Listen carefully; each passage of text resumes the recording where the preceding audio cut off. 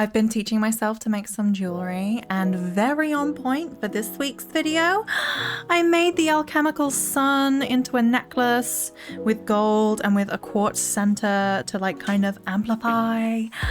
And I'm going to use it for workings, and I want to make a whole collection. Oh my goodness. Hi, welcome back to Witchin with Faith, and this week we're going to be talking about some of the planets, the celestial bodies, whatever you want to call them, working with that energy within your craft. Now, before I do dive into it, we're going to be mainly focused on the sort of main 7 planets, because I say planet because it involves the sun and the moon as well. I will briefly try to touch on Neptune, Uranus and Pluto, but a lot of the energies worked with tend to be sort of the main 7 that we will go over. I believe mostly just because we weren't aware of the outer planets as soon as we were aware of the inner planets, and so a lot more was developed around the main ones we will be talking about, but I will try and touch on them very briefly. But first, get comfy, get cozy, and we shall just hop right on into it. Working with the celestial energies can be really powerful, not just working with those energies, but recognizing the connection that they have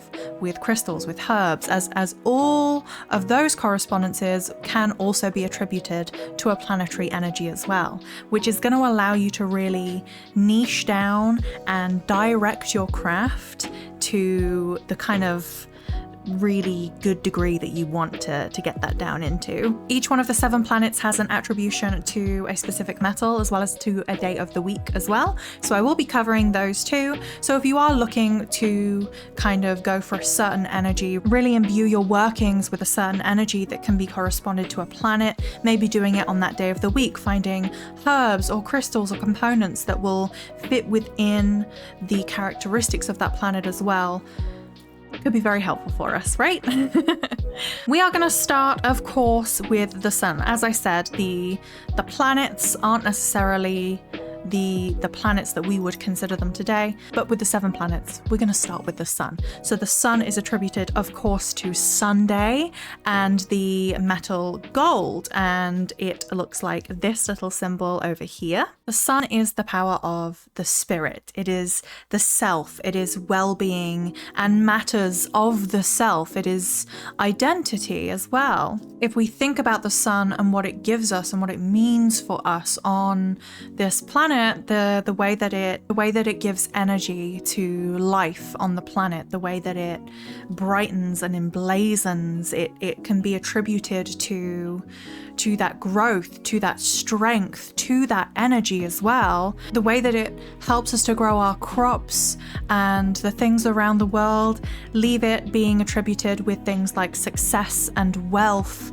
and prosperity. Additionally, if we think about other connotations with the sun, we could probably understand why it has connotations with ego or greed, as well as ambition as well, if we think about Icarus, for example. The sun is life. It gives life. It shines on our growth, and that is the kind of energy that the sun brings. Next up, we have the moon. The moon, of course, is attributed to Monday or Moon Day and the metal of silver. So where the sun is of the spirit and sort of the higher self, the moon is the lower self and is of the soul. The moon can be attributed to psychic ability, intuition, the hidden as well. It's a big part of witchcraft and a lot of people's practices. People will go in depth about what moon phases to work with, and I can do a video about that as well. But the moon itself is sort of linked to magic, to intuition, to that psychic ability, as well as illusion, the hidden world and things unseen. Obviously, it has big links to dreams and sleep, as we are typically asleep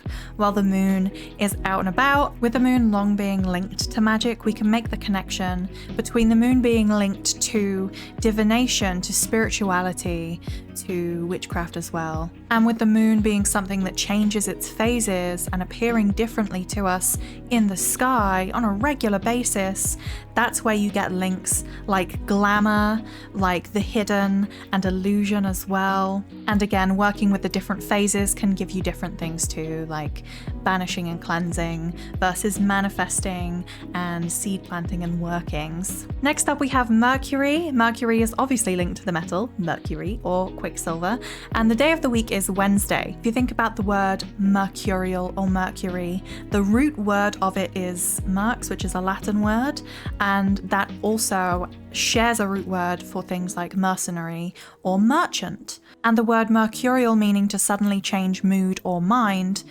Mercury is therefore attributed with things like business. It can also be attributed to processing, to communication, to logic. It is the business and trade kind of planet. Mercury is attributed to the power of thought, to logic, and that can take any turn at any time. It's a great planet to work with for memory, perception, or even flexibility.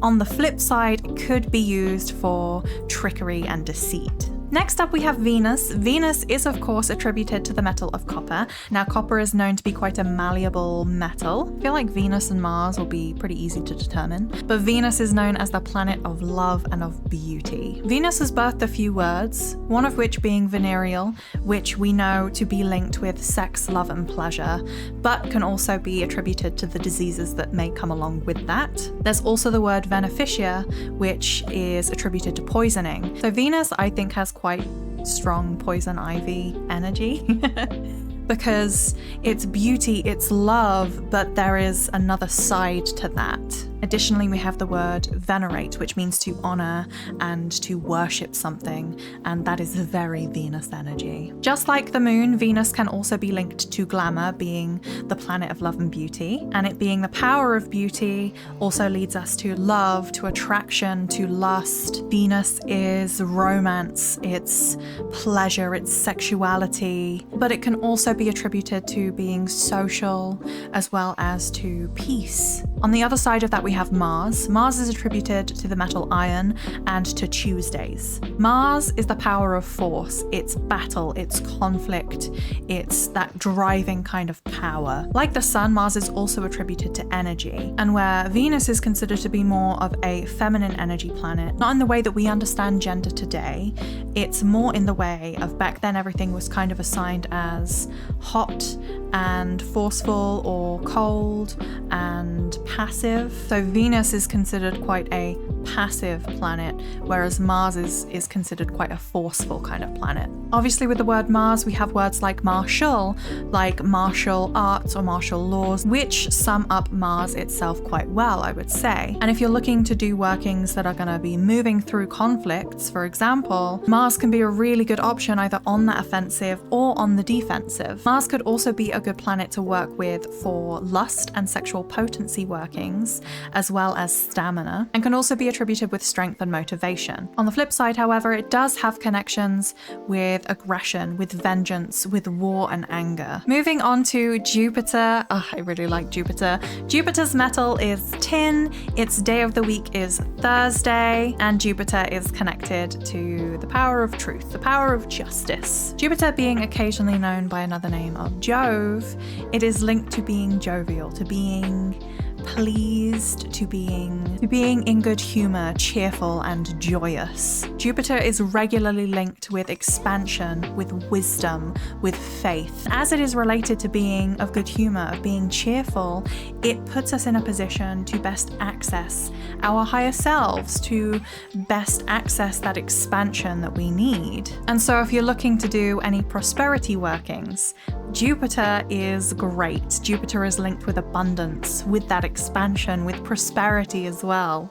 It's linked with optimism, wealth, luck even. Additionally, if you're looking for the truth to come out, Jupiter may be a good one to work with, as is also connected with legality and law, morality and truth. So where Jupiter is expansive, Saturn, our next one, can be restrictive energy.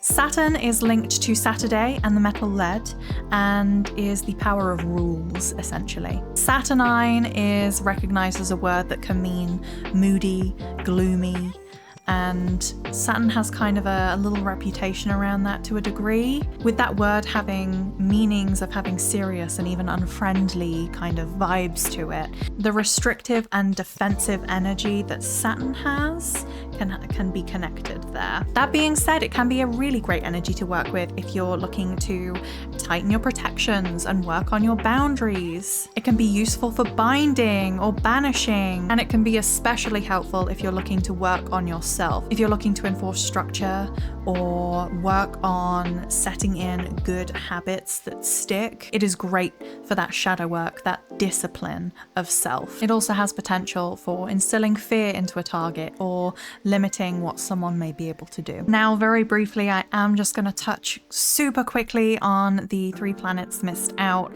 being Uranus, Neptune, and Pluto. Uranus has quite a strange and eccentric kind of energy. If you think about the planet, it itself is kind of tilted on an axis, and so it can be linked to inventiveness, to eccentricity, to unexpected change as well. Uranus, like Neptune and Pluto, does not have an associated day of the week, and I believe its associated metal or element is uranium, the way that Neptune's is neptunium and Pluto's is plutonium. Neptune has quite watery connotations and can also be linked with dreams and sleep, for example. And with that watery connection, you can kind of link it to visions, to psychic ability, to art and creativity even. Pluto obviously has been downgraded from a planet to a dwarf planet, but because Pluto has an elliptical path instead of a circular one, it can be attributed to order and chaos, as well as uniting or disrupting, and could potentially be quite good for manifestation work. Calling upon celestial energy can be a powerful tool in any practitioner's belt. As we discussed in the energy video, sending, receiving, kind of grounding the energy, taking that specific energy from above using the planets can give your workings even further direction. It allows your energy and your intent for your workings to have this strong kind of backup. And it's going to help focus your will, your intent, your energy into exactly the point that you want it to go to. And as I said, a lot of the components that we use have those planetary connotations, and having all of that connect together creates for such beautiful spellcraft. As I've said before in all of the other videos, I would spend time trying to connect with and feel the energies of those planets.